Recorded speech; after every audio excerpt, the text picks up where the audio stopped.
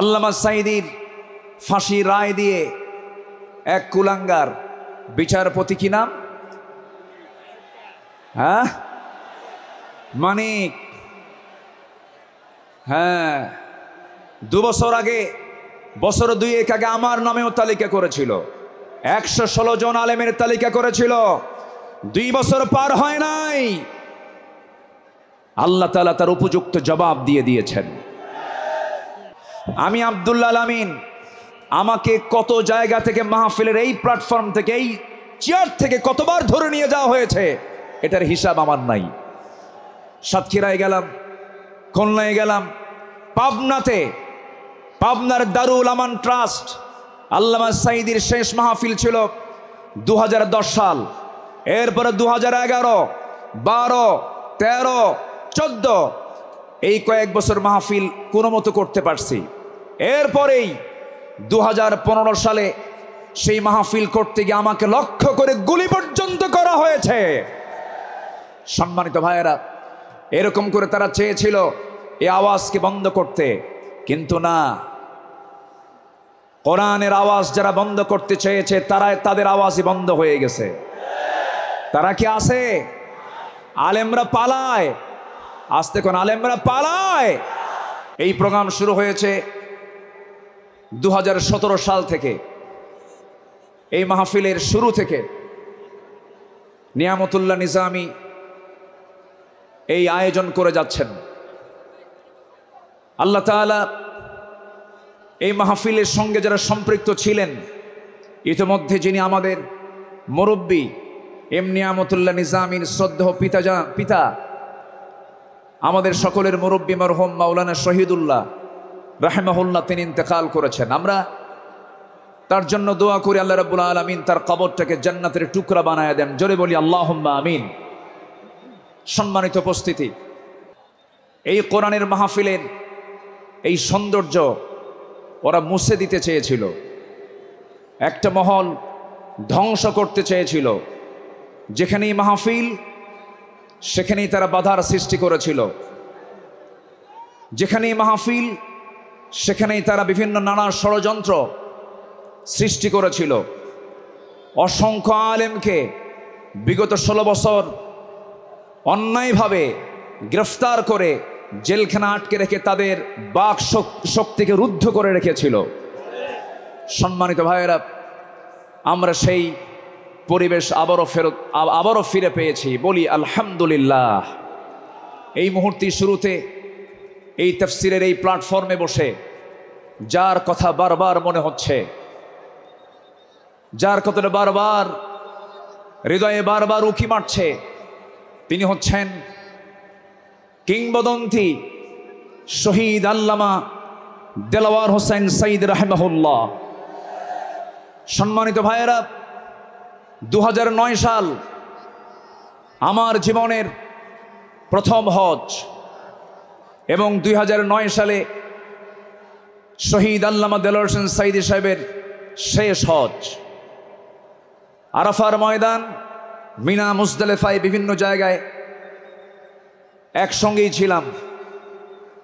এক পর্যায়ে আল্লামা সাঈদ রাহিমাহুল্লাহকে প্রশ্ন করা হলো, দেশে মামলা হচ্ছে, ট্রাইব্যুনাল গঠন হচ্ছে, হুজুর আপনার এই মুহূর্তে দেশে ফেরত না যাওয়াই ভালো, আপনি থেকে যান। উনি মুচকি হাসি মেরে বললেন, আমার প্রিয় মাতৃভূমি, আমার দেশ বাংলাদেশ, আমার দেশের জনগণ মানবেতর জীবনযাপন করবে, কারারুদ্ধ থাকবে, জেল খাটবে, রক্ত ঝরাবে, আর সাঈদী পালিয়ে বেড়াবে, বিদেশে থাকবে, এমন শিক্ষা আমার রাসূল দেন নাই। তিনি জেলকে, হামলা মামলাকে তোয়াক্কা না করে বীরের বেশে তিনি দেশে ফিরে এসেছেন। 2010 সালের 30 জুন তাকে অন্যায়ভাবে গ্রেফতার করা হয়। দীর্ঘ 13টা বছর অন্যায়ভাবে জেলখানায় আটকিয়ে রাখা হয়। এদেশের নির্যাতনের ইতিহাসে সবচাইতে, রিমান্ডের সবচাইতে বেশি নির্যাতন করা হয়েছে আমাদের আল্লামাকে। সম্মানিত ভাইয়েরাই, শুধু এটাই শেষ নয়, শেষ পর্যন্ত 2023 সালের 13ই আগস্ট চিকিৎসার নাম করে সেই জায়গা থেকে, জেলখানা থেকে জোর করে সেখান থেকে বের করে হসপিটালে তাকে ষড়যন্ত্রের মধ্য দিয়ে ইমাম আবু হানিফার ওই একই পদ্ধতিতে বিষ প্রয়োগের মধ্য দিয়ে পয়জনিং করে তাকে শহীদ করা হয়েছে। আমরা তাফসীর মাহফিলের এই প্ল্যাটফর্ম থেকে, তারই তৈরি করা এই ময়দান থেকে স্পষ্টভাবে জানান দিতে চাই, অবিলম্বে আল্লামা সাঈদীর খুনি হত্যাকারীদের চূড়ান্ত শাস্তি নিশ্চিত করা হোক। রাজি আছেন কারা কারা? হাত উঁচু করে দেখান মুসলমান।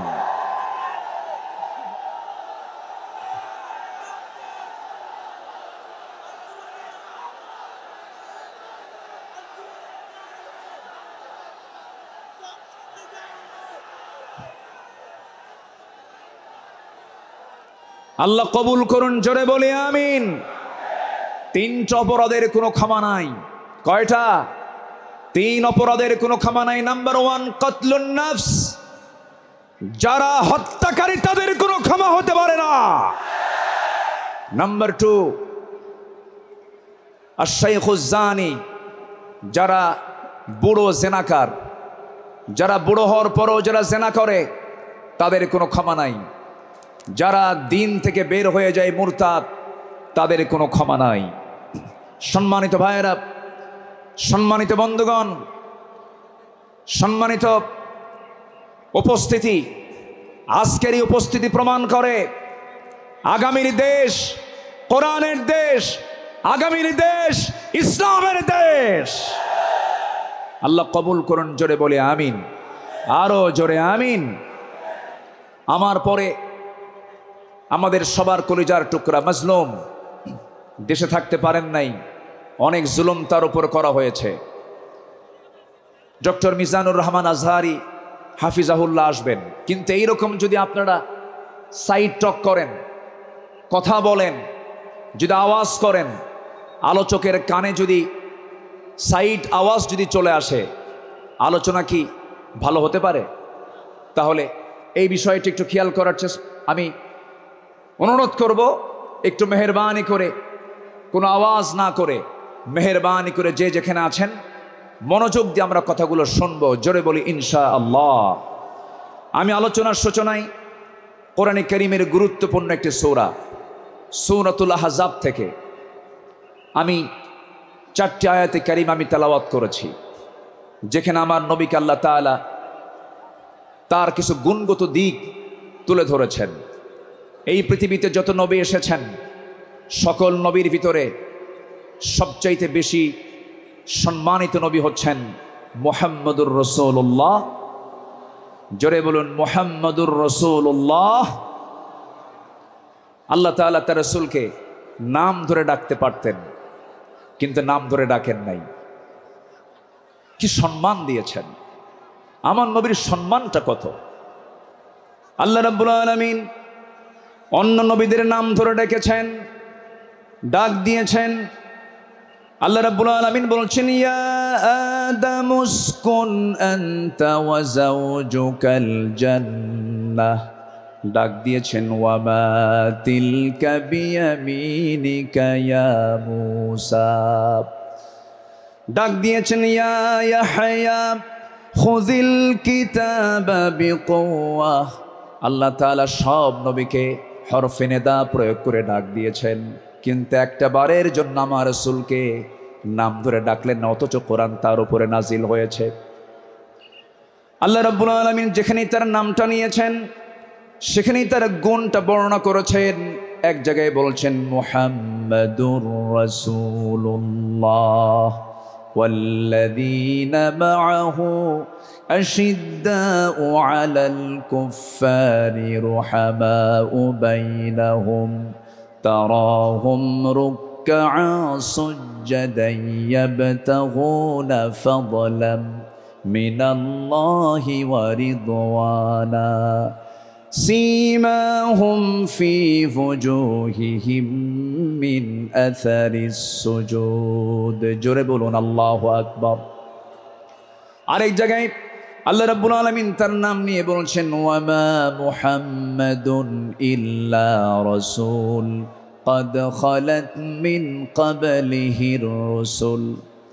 কিন্তু আল্লাহ রাব্বুল আলামিন কোথাও নামকে সম্বোধন করে ডাক দেন নাই, আরেক জায়গায় ডাক দিচ্ছেন ইয়া আইয়ুহাল মুযাম্মিলু কুমিল লাইলা ইল্লা কালিলা নিসফাহু আও ইনকুস মিনহু কালিলা। আরেক জায়গায় ডাক দিচ্ছেন ইয়া আইয়ুহাল মুদ্দাসসির কুম ফাআনযির وَرَبَّكَ فَكَبِّرْ وَثِيَابَكَ فَطَهِّرْ জোরে বলুন আল্লাহু আকবার। ঠিক এই জায়গায় আল্লাহ রাব্বুল আলামিন সূরাতুল আহজাবের 45 নম্বর আয়াতে আল্লাহ রাব্বুল আলামিন তাকে কি সুন্দর করে ডাক দিচ্ছেন ইয়া আইয়ুহান নাবিয়্যু ইন্না আরসালনাকা শাহিদাও ওয়া মুবাশশিরাও ওয়া নাযীরাও وداعيا إلى الله بإذنه وسراجا منيرا জোরে বলুন আল্লাহু আকবার। হে আমার নবী, আমি আপনাকে পাঠিয়েছি সাক্ষী করে, শাহিদ করে, মুবাশশির করে, সুসংবাদদাতা করে, ওয়া নাযীরা ভীতি প্রদর্শনকারী করে পাঠিয়েছি, এবং আল্লাহর পথে দায়ী করে পাঠিয়েছি। আমার আল্লাহ তাআলা আমার রাসূলকে এত সম্মান দিয়েছেন। দুঃখজনক হলো সত্য, বিগত 16 বছর শুধু আলেমদের উপরে নির্যাতন হয়েছে তা নয়, আমার রাসূলকে নিয়ে বাজে কটূক্তি পর্যন্ত করা হয়েছে, ঠিক কি না? রাসূলকে নিয়ে অনেক কটূক্তিও করেছে বিভিন্ন ব্লগাররা। আমার দেশে কিছু বুদ্ধিজীবী আছে যাদের কাজই হলো ইসলাম নিয়ে বাজে কথা বলা, রসুলকে নিয়ে বাজে কথা বলা। রসুলকে নিয়ে বলা হয়েছে, এমন ভাবে কথা বলা হয়েছে রসুল নাকি ছিলেন জেনাকার, রসুলকে জঙ্গি মোহাম্মদ বলে গালি দিয়েছে। ওরা 16 বছর আমাদের তালিকা করেছে, আমরা এখন নাস্তিকদের তালিকা করতে চাই। কোন নাস্তিক কুলাঙ্গারের জন্য বাংলার জমিন আর হতে পারে না। সম্মানিত ভাইয়েরা, সম্মানিত বন্ধুগণ, আল্লামা সাঈদীর ফাঁসি রায় দিয়ে এক কুলাঙ্গার বিচারপতি, কি নাম? হ্যাঁ, মানিক। হ্যাঁ, 2 বছর আগে, বছর 2 আগে আমার নামেও তালিকা করেছিল, 116 জন আলেমের তালিকা করেছিল। 2 বছর পার হয় নাই, আল্লাহ তাআলা তার উপযুক্ত জবাব দিয়ে দিয়েছেন। ছাত্র বৈষম্য বিরোধী আন্দোলনে যারা অগ্রণী ভূমিকা পালন করেছেন তাদের জন্য দোয়া করতেই হয়। সম্মানিত ভাইয়েরা, এই পেকুয়ার মাটিতে চট্টগ্রাম বিভাগের প্রথম শহীদ হয়েছে এই চট্টগ্রামের এই পেকুয়ার সন্তান শহীদ অসীম। শহীদ অসীমের বাবা আছে কিনা জানি না, তাদের রক্তের বিনিময়ে, তাদের ত্যাগের বিনিময়ে এই বিজয় এসেছে। যুবকরা, তোমরা কোনো আদর্শ আর লালন করতে যাবে না। যুবকরা, তোমরা বিজয় পেয়েছো, এই বিজয়কে ধরে রাখার জন্য একটা আদর্শ লালন করতে হবে, সেটা হচ্ছে মুহাম্মদ সাল্লাল্লাহু আলাইহি ওয়াসাল্লাম, তাহলেই সফল হবে। লাকাদ কানা লাকুম ফি রাসূলিল্লাহি উসওয়াতুন হাসানা লিমান কানা ইয়ারজুল্লাহ ওয়াল ইয়াউমাল আখির ওয়া যাকারাল্লাহ কাসীরা। সম্মানিত যুবকরা, আজকের মাহফিলে বেশি যুবকরা, ওই নেতৃত্বের মুখে তোমরা থুতু মারো যে নেতা তোমাকে নামাজের কথা বলে না, যে নেতা তোমাকে পরকালের কথা শোনায় না, যে নেতা তোমার হাতে অস্ত্র তুলে দেয়, যে নেতা তোমার হাতে নারী তুলে দেয়, ইয়াবা তুলে দেয়, মাদক তুলে দেয়, ওই সমস্ত নেতৃত্বের মুখে আমরা জুতা মারি, থুতু মারি। রাজি আছেন কারা কারা? হাত উঁচু করে দেখা।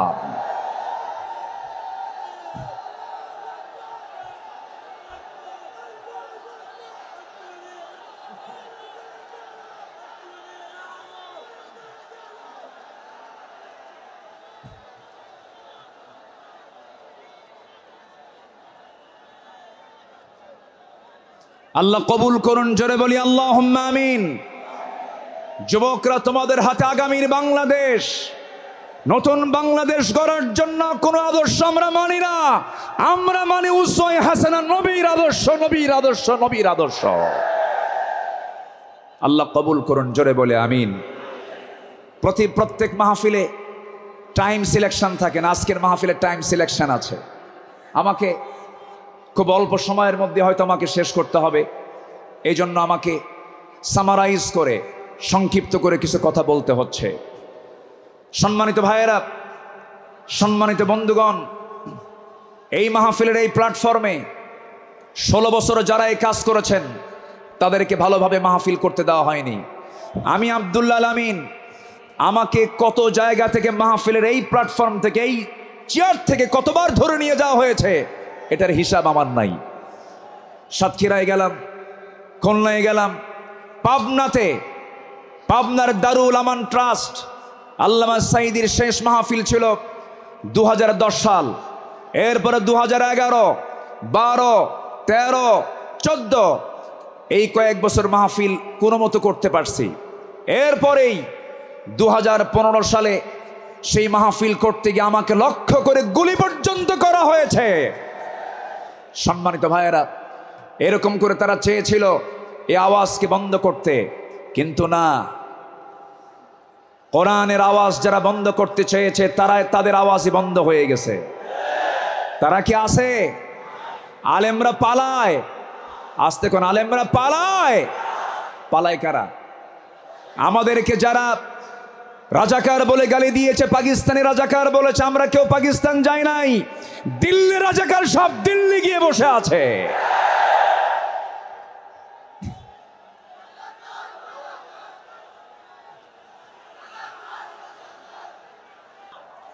সম্মানিত হাজিরিন, সম্মানিত ভাইয়েরা, তাহলে আমাদের আদর্শ, আমাদের চেতনা, আমাদের মূল নেতা একজন, তিনি হচ্ছেন মুহাম্মদুর রাসূলুল্লাহ। মুহাম্মদুর রাসূলুল্লাহ, রসুলকে আমরা মানবো এক জায়গায় না সব জায়গায়? আসতে বলবেন না, এক জায়গায় না সব জায়গায়? সব জায়গায়। রসুলকে নামাজে মানবেন, রসুলকে রোজায় মানবেন, রসুলকে দাড়িতে মানবেন, রসুলকে মিষ্টি খাওয়াতে মানবেন, রসুলকে আপনি উহুদে মানবেন না, রক্ত ঝরাতে মানবেন না, দাঁত ভাঙবেন না, রাষ্ট্র পরিচালনায় রসুলকে মানবেন না, আপনি উম্মত নন, আপনি ভণ্ড, আপনি প্রতারক। রসুলকে সব জায়গায় মানতে হবে, তিনি আমার মডেল। আল্লাহ তাআলা আমাকেই শুধুমাত্র সেই নেতৃত্ব মানতে দিয়েছেন, মানার জন্য অর্ডার দিয়েছেন, তিনি হচ্ছেন মুহাম্মদ সাল্লাল্লাহু। ঘটনা কি এখানে কি হয়েছে শোনা যায় না নাকি? কোনো সমস্যা, কোনো অসুবিধা নাই তো? বলি আলহামদুলিল্লাহ। কিন্তু এই সাইডটা কন্ট্রোল হচ্ছে না। নিজামি কোথায়? এই সাইডটা আওয়াজ হচ্ছে বারবার। মেহেরবানি কোনো কথা না বলি, মেহেরবানি করে এই সাইডটা একটু বন্ধ রাখুন, আওয়াজটা বন্ধ রাখুন। সম্মানিত ভাইয়েরা, সম্মানিত বন্ধুগণ, একটু আমার দিকে তাকান। সম্মানিত ভাইয়েরা, রাসূলুল্লাহর আদর্শ কেমন ছিল? আমার নবীজির চারিত্রিক সনদ পৃথিবীর কোনো একাডেমি দেয়নি। আমার নবীজির চারিত্রিক সনদের সার্টিফিকেট দিয়েছেন স্বয়ং কে? আসতে বলবেন না, তিনি কে? আল্লাহ তাআলা। আল্লাহ রাব্বুল আলামিন তার শানে বলেছেন, ওয়া ইন্নাকা লাআলা খুলুকিন আযীম ফাসাতুবসিরু ওয়া ইউবসিরুন। আমার বন্ধুগণ, রসুলকে যখন মক্কার কাফের মুশরিকরা নানাভাবে কটূক্তি করা শুরু করে দিল, কেউ বলল লেস কাটা, কেউ বলল নির্বংশ, কেউ বলল নতুন ধর্মের প্রবর্তক, রসুল কিনে আজে বাজে কথা যখন বলা শুরু হয়ে গেল, আমার নবীর শানে আল্লাহ রাব্বুল আলামিন সূরা কালাম নাজিল করে সব সুস্পষ্ট জানায় দিলেন, হে রাসূল, আপনাকে যে যা বলে বলুক, কোনো হতাশ হবেন না, কোনো চিন্তা করবেন না, আপনি হলেন সুমহান চরিত্রের অধিকারী। জোরে বলি সুবহানাল্লাহ। রাসূলকে উপহার দিলেন সূরা কাউসার।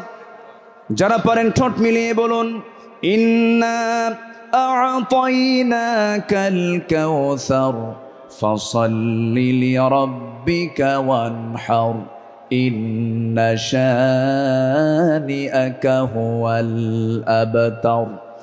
হে রাসূল, আমি আপনাকে হাউজে কাউসার দান করেছি, অতএব আপনি নামাজ পড়ুন, আপনি কোরবানি করুন। যারা বলবে লেস কাটা, তারাই হলো প্রকৃত লেস কাটা। আমাদেরকে কত গালি দিয়েছে। 2013 সালে আমার একটা মাহফিল রাজশাহীতে, আমাকে ওসি মহোদয় ফোন দিয়ে বলে আপনি আসবেন না, আপনি রাজাকার। বললাম আপনি আমাকে রাজাকার বলেন, আপনি কি আমাকে চিনেন? কে শুনেছি। বললাম 1971 সালে তো আমার মায়েরই বিয়ে হয় নাই। 71 সালের ঘটনা, 1971 সালের ঘটনা। সাক্ষীর জন্ম হলো 76। সাক্ষীর জন্ম কি 76। তাহলে এই সাক্ষী 71-এর ঘটনা দেখলো কেমনে? রুহের জগৎ থেকে দেখছে। এইরকম করে মিথ্যাচার করে তারা চালিয়েছিল 16 বছর। ফেরাউন পৃথিবীতে বেঁচে ছিল হলো 1600 বছর, এরা ছিল 16 বছর। সংখ্যার যে মিল হলো কেমনে বুঝলাম না। একটা সংখ্যার মিল আছে না নাই? চরিত্রেরও মিল আছে। ফেরাউনের একটাই সমস্যা ছিল, সেটা হলো আমাকে ক্ষমতায় থাকতেই হবে, প্রয়োজনে আমার মানুষ দরকার নেই, মেরে শেষ করে দেবে। ইযাববিহুনা আবনাআকুম ওয়া ইস্তাহয়ুনা নিসাআকুম। ফেরাউন কি করেছিল? জীবিত মায়ের পেট চিরে ছেলে সন্তানগুলোকে হত্যা করেছিল। এই পৃথিবীতে হত্যা রাজনীতি, ক্ষমতাকে পাকাপোক্ত করার জন্য হত্যা রাজনীতি প্রথম শুরু করেছিল ফেরাউন। আর যারা পৃথিবীতে হত্যা রাজনীতি করে তারা সবগুলো ফেরাউনদের প্রেতাত্মা। ফেরাউনকে আমরা বিদায় জানিয়ে দিয়েছি।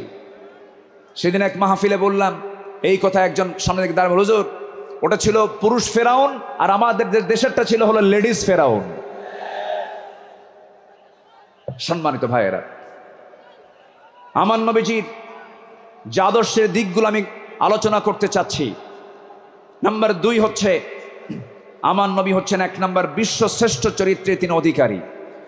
নাম্বার 2 হলো আমার নবীজির সালাত ছিল সবার চাইতে কম না বেশি? তিনি সেজদা দিয়েছেন কম না বেশি?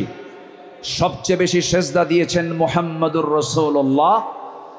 মুহাম্মাদুর রাসূলুল্লাহ তিনি বলেছেন ওয়াজুইলা কুররাতু আইনি ফিস সালাহ। রাসূলের কাছে নামাজ ছিল হলো চক্ষু শীতলকারী। নাসাই শরীফের হাদিস। সম্মানিত ভাইয়েরা, আমার নবীজির নামাজ ছিল অনেক লম্বা। তিনি যখন নামাজে দাঁড়িয়ে পড়তেন লম্বা সময় নিয়ে নামাজ পড়তেন। সেজদায় যখন যেতেন তার চোখের পানি এত পড়তো যায় নামাজ ভিজে যেত। এবং তিনি যখন কাঁদতেন, হাদিসে এসেছে তার কান্নাটার আওয়াজ এমন হতো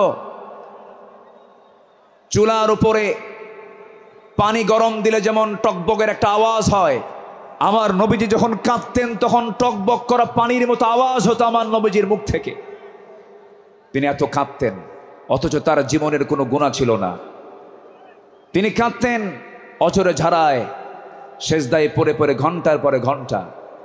কোন এক রাতের আধারে আমার নবীজি সেজদায় পড়ে কাঁদতেছেন, পাশে বসে আছেন আম্মা জান আয়েশা সিদ্দিকা রাদিয়াল্লাহু তাআলা আনহা। আমার নবীজি লম্বা সময় সেজদার মধ্যে পড়ে আছেন, তিনি সেজদা থেকে মাথা ওঠান না। নবীজির কোনো আওয়াজ নাই, নবীজির কোনো শব্দ নাই। ঘন্টা পার হয়ে যায়, আম্মা জান আয়েশা মনে করছেন রাসূল বুঝে ইন্তেকাল করলেন কিনা। নবীজির গায়ে চিমটি কাটলেন, চিমটি কাটার সঙ্গে সঙ্গে তিনি নড়ে উঠলেন। সালাম ফেরা শেষ হলো। রাসূল বলছেন আয়েশা তুমি আমাকে চিমটি কাটলে কেন? হুজুর আপনি নড়াচড়া করেন না, আমি আপনাকে চিমটি কেটে বুঝলাম আপনি জীবিত আছেন কিনা। রাসূল বলছেন আয়েশা রে, কাল হাসরের ময়দানে আল্লাহ যদি আমাকেও পাকড়াও করেন, পার পাওয়ার আমারও কোনো উপায় থাকবে না, কিন্তু ইল্লা ইয়াতাযাম্মাদানি আল্লাহ, কিন্তু আল্লাহ পাক আমাকে রহমতের চাদর দিয়ে আমাকে আবৃত রাখবেন। জোরে বলি সুবহানাল্লাহ। নবীজি ছিলেন নাম্বার 3 সর্বশ্রেষ্ঠ সম পালনকারী। তিনি সারা জীবন প্রতি সোমবার এবং বৃহস্পতিবার তিনি সম পালন করতেন। আমার নবীজি তু'রাদু তু'রাদুল আমালু ইয়াওমাল ইসনাইন ওয়াল খামিস ফাউহিব্বু আই ইউ'রাদা আমালি ওয়া আনা সাইম। আমার নবীজির সোমবার এবং বৃহস্পতিবার তার রোজা কখনো বাদ হতো না। শাবান মাসে সবচেয়ে বেশি তিনি রোজা পালন করেছেন। যুবকরা, যৌবনকে কন্ট্রোল করতে হবে। তোমার যৌবন নষ্ট করা যাবে না। তোমার চরিত্র সাইয়্যিদিনা ইউসুফের মতো হতে হবে। আগামীর নেতৃত্ব দিতে গেলে বিবাহ পূর্ব কোনো অবৈধ রিলেশন করা যাবে না, নোংরামি করা যাবে না। কিছু যুবক আছে দেখতে পাবে গার্লস স্কুলের সামনে যায়া কিছু যুবক আছে ইতিমের মতো বসে থাকে। আছে না? কিছু আছে না? নাই? ইতিমের মতো বসে থাকে, বাপও নাই মাও নাই। না, তোমার এগুলো করা যাবে না। তোমার সামনে বহু কাজ পড়ে আছে। আলিয়া তোমাকে ডাকবে, লাইলি তোমাকে ডাকবে। সাইয়্যিদিনা ইউসুফের চরিত্র নিয়ে রাজুলুন ইযা দাআতহু ইমরাতান যাতা হাসাবিন ওয়া জামালিন ইন্নী আখাফুল্লাহ। যখন তোমাকে কোনো সুন্দরী নারী যখন প্রেমের প্রস্তাব দিবে, কুপ্রস্তাব দেবে, তুমি বলে ফেলবে আমি কাকে ভয় করি? আল্লাহকে ভয় করি। এই চরিত্র নিয়ে তোমাকে এগুতে হবে। তোমার যৌবনকে কন্ট্রোল করার জন্য যদি কষ্ট হয় তোমার খুব বেশি, প্রয়োজনে রোজা রেখে দেবে। বলেছেন মুহাম্মদ সাল্লাল্লাহু আলাইহি ওয়াসাল্লাম, চরিত্রকে ধ্বংস করা যাবে না। ইউরোপ আমেরিকার সবচাইতে বড় ষড়যন্ত্র হলো মুসলিম সমাজকে উলঙ্গ করে ঘর থেকে বের করে দেওয়া।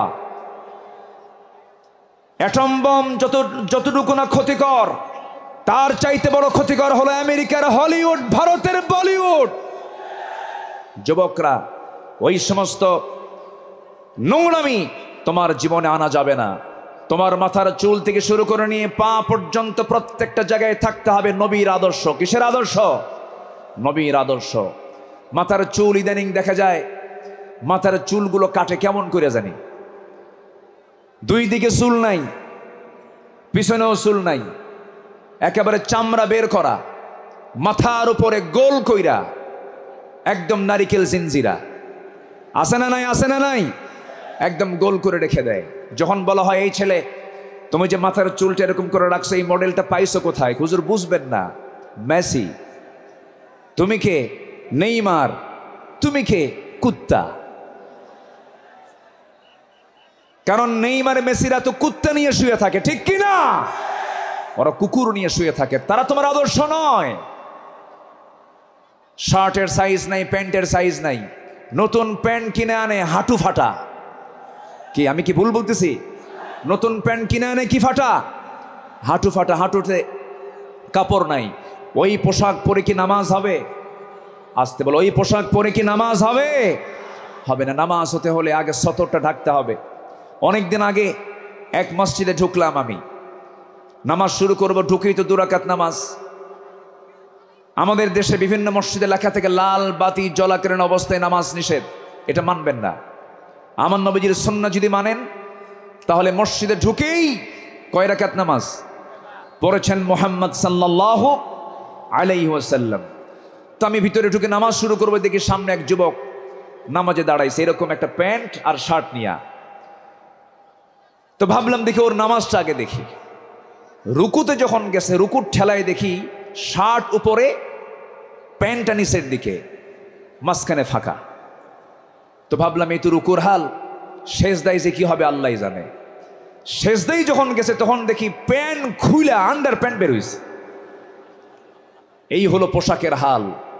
এই জাতীয় কোনো পোশাক যুবকরা পরবে না। তোমার সূরত এবং সিরাত হতে হবে নবীর আদর্শ উজ্জীবিত, নবীর আদর্শের মতো হতে হবে, নবীর আদর্শকে লালন করতে হবে। সম্মানিত ভাইয়েরা, নাম্বার 4, আমার নবী ছিলেন অশেষ দানশীলতার শ্রেষ্ঠ একটা উদাহরণ। তিনি বেহিসাবি দান করতেন, কিচ্ছু রাখতেন না, সব দিয়ে দিতেন দিন প্রতিষ্ঠার সংগ্রামে। রাসূল যেদিন মারা যাবেন, আমার নবীজির ইন্তেকালের সময় হয়ে গেল, নবীজি দুনিয়া থেকে বিদায় নেবেন। আম্মা জান আয়েশার উরুর উপরে মাথা রেখেছেন।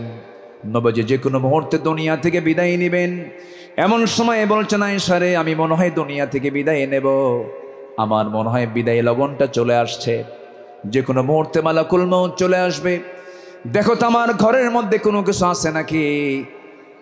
গোটা ঘর তালাশ করে কয়েকটা স্বর্ণের টুকরা বের হলো। আমার নবীজি হাতের তালুতে নিয়ে বললেন, আয়েশা, এতটুকুন সম্পদ আমি রাখতে চাই না, এতটুকুন সম্পদ আমি একামতে দিনের কাজে আমি দান করে দুনিয়া থেকে বিদায় হতে চাই। আমার নবীজি 2 হাতে দান করেছেন। নাম্বার 5 হলো পৃথিবীর সবচেয়ে শ্রেষ্ঠ সৎ প্রেমময় এবং সৎ ন্যায়পরায়ণ স্বামী ছিলেন। আম্মা জান আয়েশা বলেন, রাসূল আমাকে এত পরিমাণ ভালোবেসেছেন, রাসূল বলেছেন শরীর খাওয়ার যেমন শ্রেষ্ঠ, আমার স্ত্রী হলো সবার মধ্যে শ্রেষ্ঠ। আমি আয়েশাকে দারুণ ভালোবাসি। আমার নবীজি একজন আদর্শ স্বামী ছিলেন, শ্রেষ্ঠ স্বামী ছিলেন। আমার নবীজির চারিত্রিক গুণ নিয়ে যদি আমরা আলোচনা করতে যাই, গোটা রাতেও শেষ হবে না, কেউ কোনোদিন শেষও করতে পারবে না, কারণ তার চারিত্রিক সনদ আল্লাহ পাক নিজে দিয়েছেন।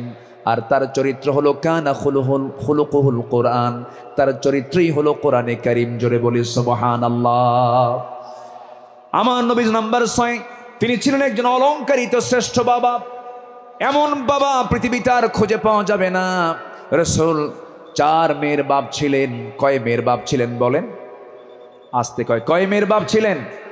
আল্লাহ পাক আমাকেও আপনাদের দোয়ায় 4টা মেয়ের বাবা আমাকে বানিয়েছেন। এত আস্তে আলহামদুলিল্লাহ বললেন, বিয়ে কি আপনি দিবেন নাকি? এটা জোরে বলেন না আলহামদুলিল্লাহ। হ্যাঁ, 4টা মেয়ের বাবা ছিলেন মুহাম্মদ সাল্লাল্লাহু আলাইহি ওয়াসাল্লাম। নবীজি মেয়েদেরকে বিয়ে দিয়েছেন। সাইয়েদনা ওসমানকে মেয়ে দিয়েছেন, আবার সাইয়েদনা আলীকেও মেয়ে দিয়েছেন। একজনকে দিয়েছেন ধনী ছেলের সাথে, আরেকজনকে দিয়েছেন গরিব ছেলের সাথে। রাসূল কি ব্যালেন্স করেছেন। সবচেয়ে প্রিয়, সবচেয়ে আদরের দুলালী ফাতিমাকে গরিব ছেলের সঙ্গে বিয়ে দিয়েছেন। বিয়ে যেদিন দিলেন, রাসূল বললেন, ও ফাতিমা, আমি তোমাকে এমন স্বামী তোমার হাতে তুলে দিলাম, এমন স্বামী আমি তোমাকে দিলাম, যার সম্পদ নাই, টাকা নাই, পয়সা নাই, ঘর নাই, বাড়ি নাই, কিচ্ছু নাই, কিন্তু মাথা থেকে পা পর্যন্ত তাকওয়া দিয়ে ভরা। জোরে বলে সুবহানাল্লাহ। এমন স্বামী তোমাকে দিলাম। চলে যাও বাবার ঘর থেকে স্বামীর ঘরে গিয়ে করে খাও। মৃত্যুর দিন পর্যন্ত যেন স্বামীর বিরুদ্ধে একটা নালিশ আমার কানে না আসে। এই কথা বলে বিদায় দিয়ে দিলেন। আমার নবীজি 3 দিন পার হয় নাই, ফাতিমাকে না দেখলে তিনি অস্থির হয়ে যেতেন। আমার ফাতিমা কোথায় গেল, আমার ফাতিমা কোথায় গেল। আমার নবীর ঘরে একদিন ফাতিমা আসলেন। বসে বসে তিনি সালাত আদায় করছেন। রাসূল বলছেন, ফাতিমা, বসে বসে নামাজ পড়া তো তোমার ঠিক নয়, তুমি তো যুবতী মানুষ। এবার তিনি বলছেন, আব্বা জান, আমিও জান আমি বসে বসে নামাজ পড়ি না, কিন্তু দাঁড়িয়ে দাঁড়িয়ে নামাজ পড়ার হেতু হলো, আমি যে দাঁড়িয়ে দাঁড়িয়ে নামাজ পড়ব, আমার গায়ে যে জামাটা দেখতে পাচ্ছেন বাবা, এর পেছনের একটা অংশ তালিযুক্ত অংশ আছে। আমি যদি দাঁড়িয়ে থেকে নামাজ আদায় করতে যাই, আপনার চোখে এই তালি অংশটুকু পড়তে পারে। আপনি হয়তো আমার স্বামীর ব্যাপারে নেগেটিভ সেন্স আনতে পারেন, হারে আমার মেয়েকে আলী কাপড়ে কষ্ট দেয়, আমার স্বামীর এতটুকু দুর্নাম প্রকাশ পেয়ে যাক, আমি এটা চাই নাই বলে আমি বসে বসে নামাজ আদায় করছি। জোরে বলি সুবহানাল্লাহ। এবং মেয়েকে বিয়ে দিয়ে বললেন, ও আমার মেয়ে ফাতিমা, স্বামীর ঘরে চলে যাও, মৃত্যুর দিন পর্যন্ত যেন স্বামীর বিরুদ্ধে একটা নালিশ যেন আমার কানে না আসে। সংসার করে খাও। বিয়ের পরে বাবার ঘরের চাইতে শ্রেষ্ঠ ঘর হলো স্বামীর ঘর, স্বামীর ঘরে করে খাও। কিন্তু আজকের বাপরা কি তা কয়? আজকের বাপরা কি কয় জানেন? মেয়ে বিয়ে দিয়ে কয়, মা চলে যা স্বামীর ঘরে, যদি কিছু বলে শুধু ফোন দিবি, খাইয়া ফালামো। ঠিক আছে না? না, এই আচরণ করা ঠিক নয়। আমার নবীজি একদিন বসে আছেন, ফাতিমা রাদিয়াল্লাহু তাআলা আনহা তিনি তার আব্বার সঙ্গে দেখা করার জন্য আসছেন। এসে বলছেন, আব্বা, আপনি হলেন রাষ্ট্রপ্রধান, আপনি যা বলবেন তাই হয়ে যাবে। আমি অভিযোগ নিয়ে আসি না, স্বামীর সঙ্গে পরামর্শ করে এসেছি। আমরা যে ঘরে থাকি ভাড়ার ঘর, মেঝেটা কাঁচা, গায়ে পায়ে কাপড়ে ময়লা লেগে যায়। আপনার 2টা নাতি হাসান হোসাইন, এদেরকে নিয়ে আমি সামলাতে পারি না। দেখুন তো একটা খাদেম নিযুক্ত করা যায় নাকি, একটা কাজের মানুষ নিযুক্ত করা যায় নাকি। আমার রাসূল বলছেন, ও আমার কলিজার টুকরা মেয়ে ফাতিমা, এদিকে আসো। তোমার বাবা তার নিজের কাপড় নিজে ধৌত করে, নিজের ঘর নিজে ঝাড় দেয়। তোমার পিতা কারো সাহায্য নেয় না তার ব্যক্তিগত কাজের ক্ষেত্রে। আমি চাই আমার মেয়ে ফাতিমা তুমি এমনই থেকে যাও, দুনিয়াটাকে বড় করার চেষ্টা করো না ফাতিমা। আমি তোমাকে একটা আমল শেখায় দিচ্ছি, তুমি যাও সে আমলটা করো। সুবহানাল্লাহ, আলহামদুলিল্লাহ, আল্লাহু আকবার 33, 33, 34 বার করে সকাল সন্ধ্যা পড়বে। আমার আল্লাহ তোমার সমস্ত কাজের জিম্মাদার হয়ে যাবেন। জোরে বলি সুবহানাল্লাহ। আমার বন্ধুগণ, নাম্বার 7 হলো রাষ্ট্রে প্রথম মসজিদ প্রতিষ্ঠা তিনি করেছেন, ইসলামী সংস্কৃতি প্রতিষ্ঠা করেছেন। নাম্বার 8 হলো বিশ্ববাসীর জন্য তিনি প্রেরিত কোরআনের প্রথম এবং শ্রেষ্ঠ প্রধান শিক্ষক তিনি। ইন্নামা বুইসতু মুআল্লিমান বুইসতু লিউতাম্মিমা মাকারিমাল আখলাক। রাসূল বলেন, আমি পৃথিবীতে প্রেরিত হয়েছি মানুষের চারিত্রিক মানকে তার চূড়ান্ত শিখরে পৌঁছে দেবার জন্য। জোরে বলি সুবহানাল্লাহ। নাম্বার 9 হলো যুদ্ধের ময়দানে তিনি ছিলেন অগ্রগামী, সাহসী একজন নেতা। বদর, উহুদ, খন্দক এই সমস্ত যুদ্ধ তার প্রমাণ। প্রতিটা যুদ্ধে আমার নবী সবার পেছনে না সবার আগে, সবার পেছনে না সবার আগে, সবার আগে। সবচেয়ে মার খেয়েছেন উহুদের ময়দানে, সবচাইতে বেশি রক্ত ঝরিয়েছেন মুহাম্মদুর রাসূলুল্লাহ, মুহাম্মদুর রাসূলুল্লাহ সাল্লাল্লাহু আলাইহি ওয়াসাল্লাম। নাম্বার 10, সময় তো অল্প, আমাকে সংক্ষিপ্ত করে বলতে হচ্ছে। নাম্বার 10, সর্বদা তওবার জন্য অস্থির চিত্তের অধিকারী, অস্থির মনের অধিকারী। সর্বদা তিনি তওবা করতেন এবং তিনি বলতেন, তুবু ইলাল্লাহ ফাইন্নী আতুবু ফিল ইয়াউমি মিআতা মাররা। ও আমার সাহাবীরা, তোমরা বেশি করে তওবা করো, আমি বিশ্বনবী সারাদিনে 100 বারেরও বেশিবার তওবা করি। আল্লাহু আকবার। এই আমলগুলো আল্লাহ পাক সবাইকে করার তৌফিক দান করুন। জোরে বলি আমিন।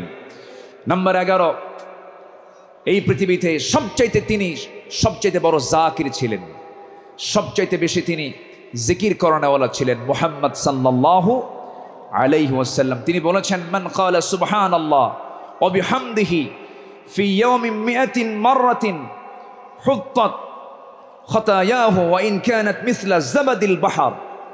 অর্থাৎ যদি কেউ 100 বার সুবহানাল্লাহ ওয়া বিহামদিহি এটা যদি বলতে পারে, তাহলে সমুদ্রের ফেনা পরিমাণও যদি গুনাহ হয়, সেই গুনাহ আল্লাহ পাক তার জীবন থেকে সাফ করে দিবেন। রাসূল তার জিহ্বা সর্বক্ষণ কার জিকিরে ব্যস্ত থাকতো? আসতে বলবেন, কার জিকিরে ব্যস্ত থাকতো? আল্লাহর জিকিরে। নাম্বার 12 হলো ধৈর্যশীলতার জীবন্ত উদাহরণ ছিলেন মুহাম্মদুর রাসূলুল্লাহ সাল্লাল্লাহু আলাইহি সাল্লাম।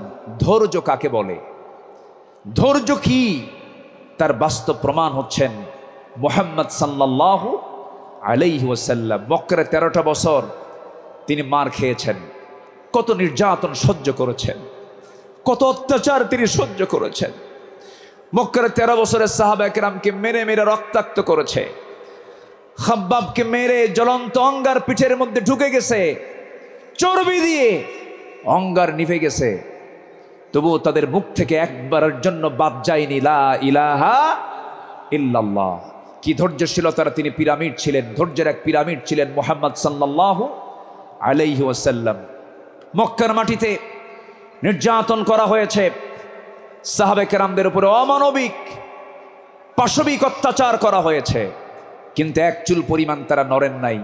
বেলালের কথা কে না জানেন, সুমাইয়ার কথা কে না জানেন, ইয়াসার পরিবারের কথা কে না জানেন। এই সমস্ত সাহাবে কেরামের রক্তদানের মধ্য দিয়ে দিন কায়েম হয়েছে। সম্মানিত ভাইয়েরা, দিন কায়েমের জন্য যদি ধৈর্যের পরিচয় দিয়ে 13 বছর মক্কায় মার খেয়ে মদিনার 10 বছরে যদি সাহাবে কেরামের জীবন দিতে হয়, আমার নবীজির দান্দা মোবারক শহীদ করতে হয়, কোমর যদি হারাতে হয়, আমার নবীজির মাথা থেকে পা পর্যন্ত অসংখ্য আঘাতের চিহ্ন যদি বহন করতে হয় নবীজির জীবন থেকে, সেই দিন কায়েমের জন্য আগামীর বাংলাদেশ আমরা দিন প্রতিষ্ঠার জন্য যদি আমাদের রক্ত দিতে হয়, জীবন দিতে হয়, সেই নবীর পন্থায় কি জানমাল কোরবান দিতে রাজি আছেন? রাজি আছেন কারা কারা? হাত উঁচু করে আল্লাহকে সাক্ষী রেখে দেখায় দেন।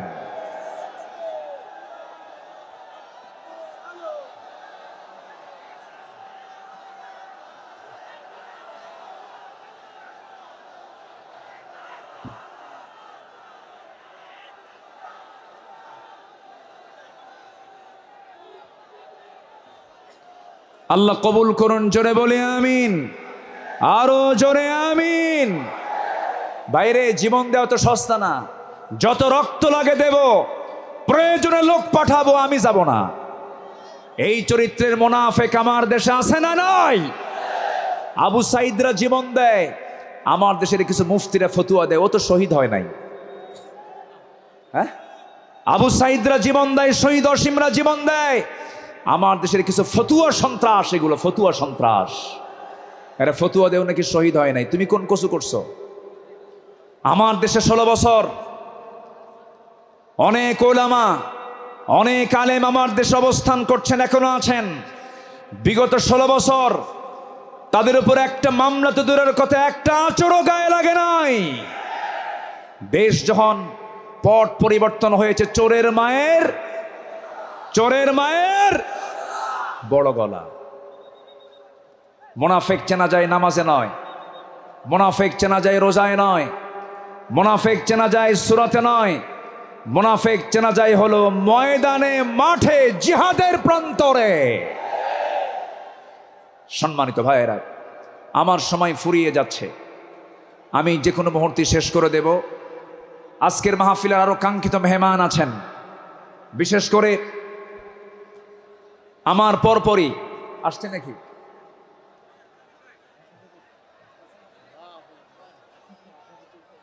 হ্যাঁ, আচ্ছা, জি, বিশেষ করে এদেশের ইসলামী আন্দোলনের জীবন্ত শহীদ তালহা বিন ওবায়দুল্লাহর যোগ্য উত্তরসূরি ডক্টর শফিকুল ইসলাম মাসুদ হাফিজাহুল্লাহ, তিনি অল্প সময়ের মধ্যে আমাদের মাঝে আসবেন। জোরে বলি ইনশাআল্লাহ, জোরে বলি ইনশাআল্লাহ। তার বয়ান ছিল মাগরিবের পরেই, উনি আসতে একটু পথে জ্যামের কারণে দেরি হচ্ছে বিধায় আমি আগেই উঠেছি। উনি ওনার তেজোদ্দীপ্ত হৃদয়ের খোরাক আপনাদের জুটাবেন। জোরে বলি ইনশাআল্লাহ, আরো জোরে বলি ইনশাআল্লাহ। সম্মানিত হাজিরিন, নাম্বার 12 যে গুণটার কথা বলছিলাম, আমার নবী ছিলেন ধৈর্যশীলতার এক মূর্ত প্রতীক। তায়েফের ময়দানে গিয়ে রসুল দাওয়াত দিতে গিয়ে ফুল পেয়েছেন না পাথর পেয়েছেন? আসতে কয়, ফুল পেয়েছেন না পাথর পেয়েছেন? পাথর পেয়েছেন। আমার নবীজি মক্কার মাটিতে দাওয়াত দিতে গিয়ে নবীর বিরুদ্ধে মামলা হয়েছে, হামলা হয়েছে, নির্যাতন হয়েছে, আঘাত করা হয়েছে, রক্তাক্ত করা হয়েছে। রসুল 13 বছর মার খেয়েছেন, কিন্তু মদিনায় আসার পরে তিনি শুধু মার খান নাই, মার দিয়েছেন। এখান থেকে প্রমাণ হয় মায়ের খাওয়া যেমন সুন্নাত, মায়ের দেওয়া তেমন সুন্নাত। প্রয়োজনে বাতিল শক্তিকে আঘাত করার জন্য মায়ের দিতে হবে। রাজি আছেন কারা কারা? হাত উঁচু করে দেখান।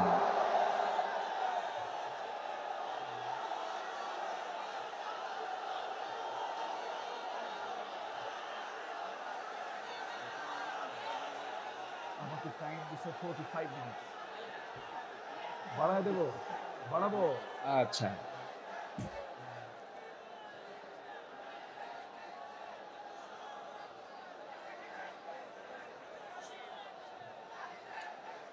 যে আমি তো দাঁড়াতে বলিনি, আমি তো দাঁড়াতে বলিনি ভাই। আপনি দাঁড়িয়ে আছেন, আরেক ভাইয়ের কষ্ট হচ্ছে। একজন দাঁড়িয়ে আছেন, আরেক ভাইয়ের কষ্ট হচ্ছে। আপনি কি কষ্ট দিতে চান? এই মুহূর্তে বসে পড়ুন, বসুন, বসুন। আমি জানি আপনি দাঁড়াইছেন কেন, কোমর লেগে গেছিল। আর কতক্ষণ থাকা যায়? প্রচন্ড ধৈর্যশীলতার পরিচয় দিচ্ছেন আপনারা। এদিকে আমার আলোচনা চলতেছে। 12 নম্বর হলো ধৈর্যশীলতা। ধৈর্য ধারণ করার শক্তি দাও গো মেহেরবান আমায়, দাও গো মেহেরবান। ধৈর্য ধারণ করার শক্তি দাও গো মেহেরবান আমায়, দাও গো মেহেরবান। বুকের ভেতর ব্যথার নদী বইছে অবিরাম, বইছে বইছে অবিরাম।